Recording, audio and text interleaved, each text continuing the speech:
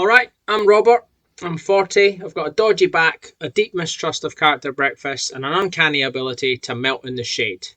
And welcome to the Scottish Dad's Top 10 Tips for Walt Disney World.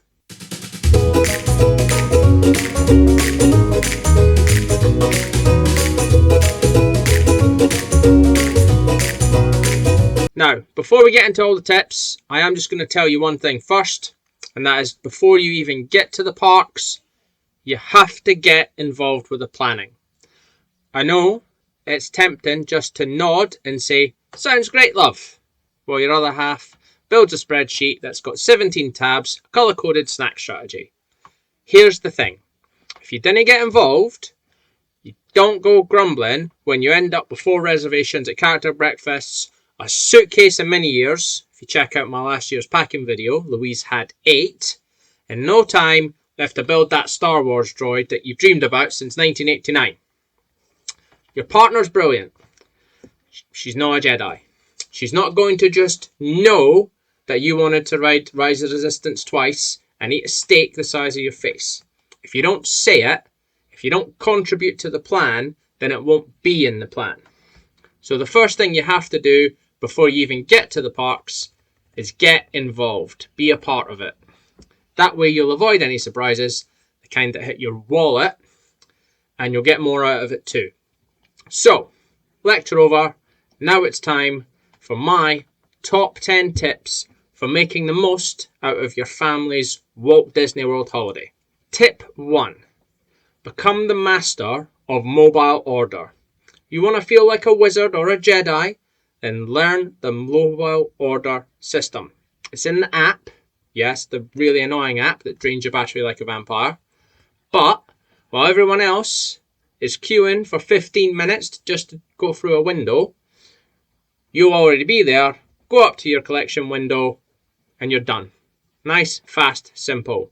It's the best way of getting fed without having a breakdown in the morning. And that's with me, not just with my toddler.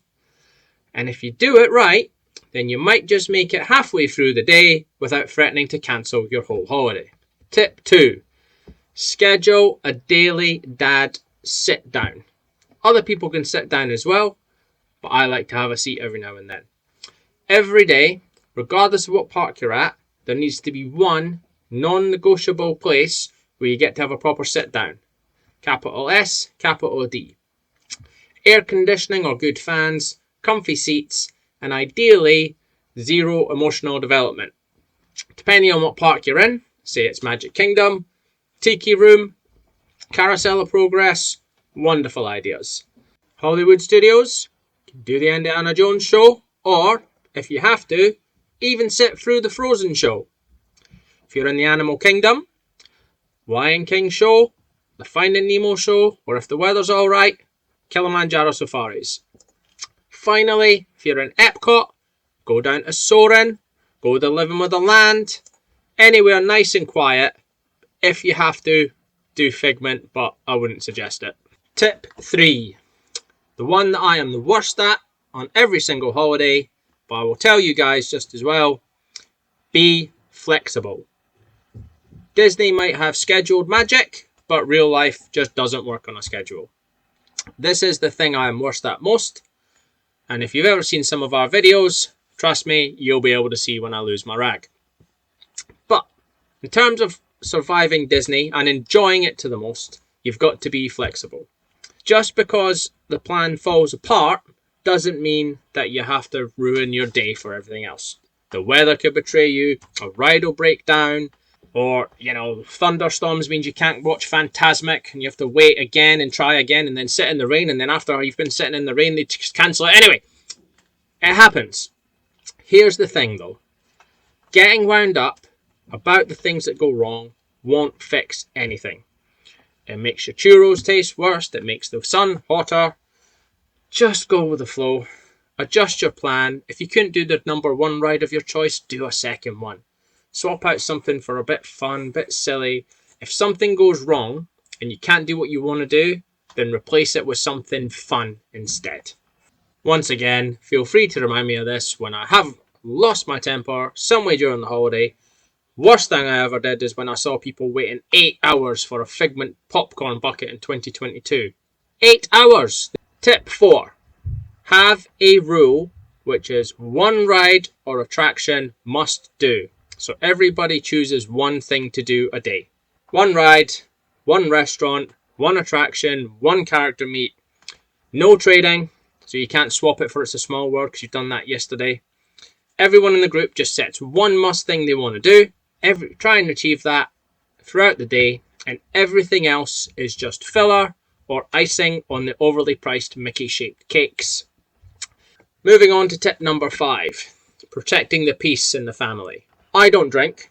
Yes, I know, a Scotsman that doesn't drink is just as rare as the wonderful national animal of Scotland.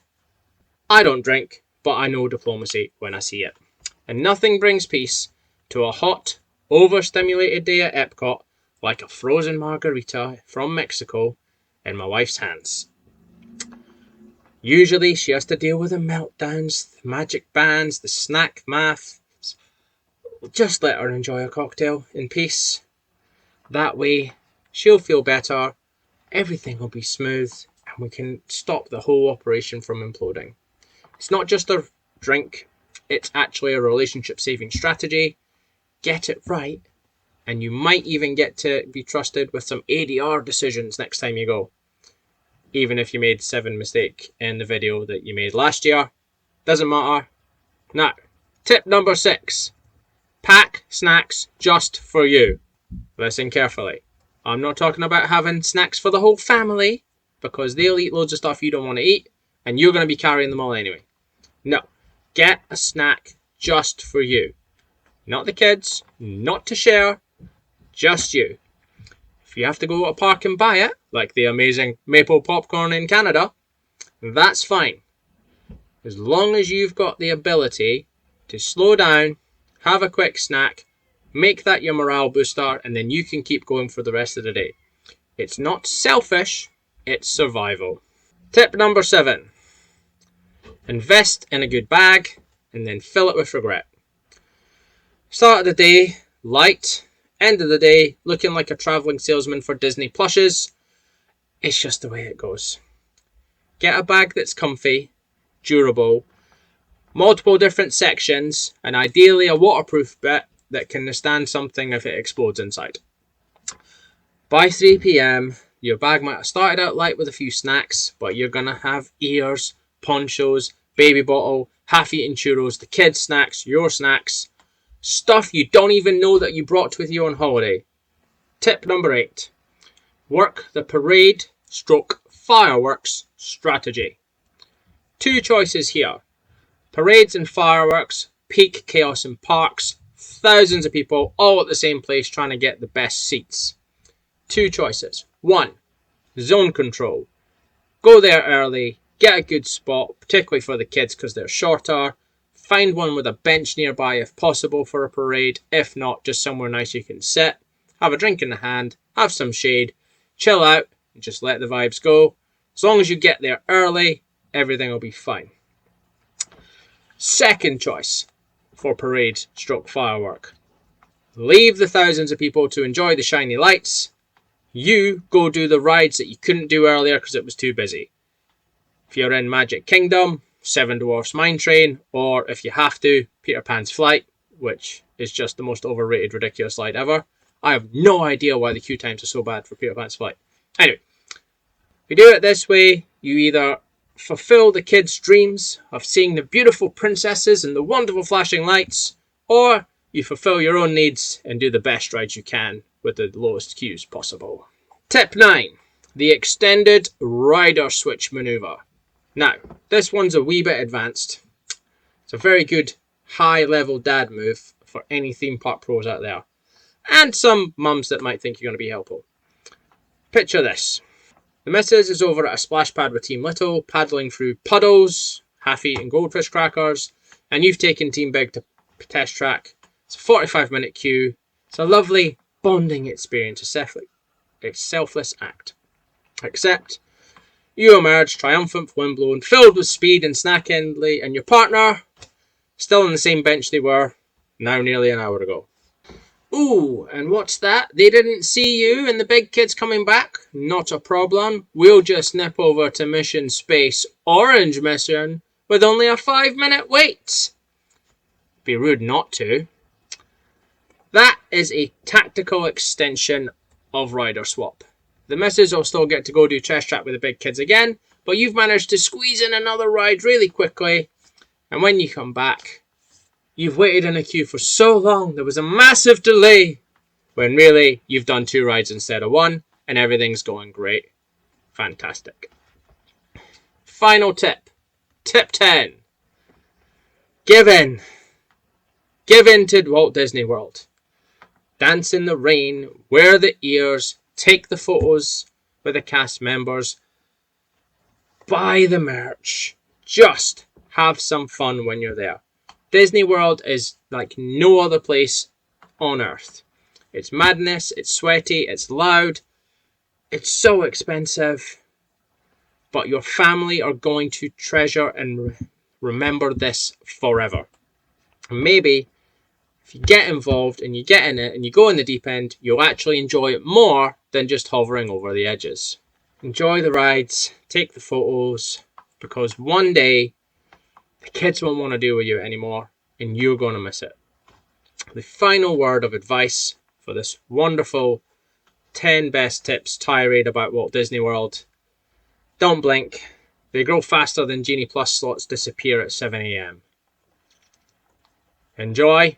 And hopefully these tips will help all dads out there that are going to embrace the madness of Walt Disney World with their families. Thanks very much for watching. If you found this helpful, then feel free to like, subscribe and catch our videos going through.